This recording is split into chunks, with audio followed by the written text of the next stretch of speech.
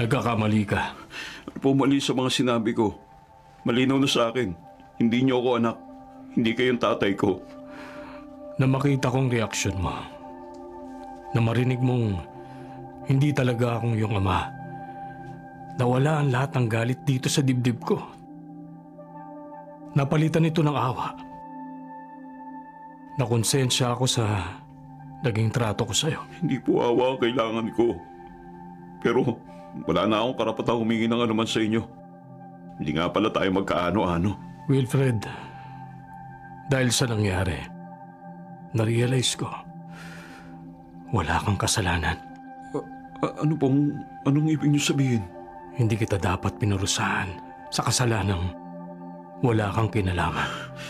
Hindi na ako dapat sinilang sa mundong to. Huwag mong sabihin yan. Anak. Anak? Tinawag mo akong anak? Mula ngayon, ituturing na kitang anak.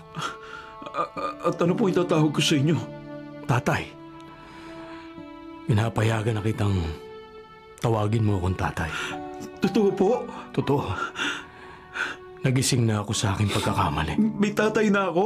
Oo, anak. Hindi man kita kadugo. Nagising na ako na ikaw ay bahagi ng aking pamilya. Ako ang tatay mo sa birth certificate. At hindi natin yan babaguhin mula ngayon. Payag na akong tawagin mo akong tatay. Tatay. Patawad, anak. Patawad sa maraming taon na pinarusahan kita at pinagdamutan.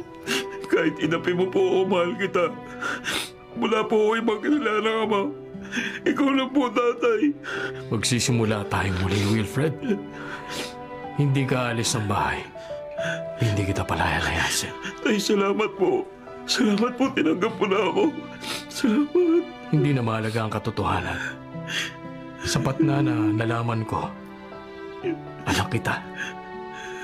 Anak na kita.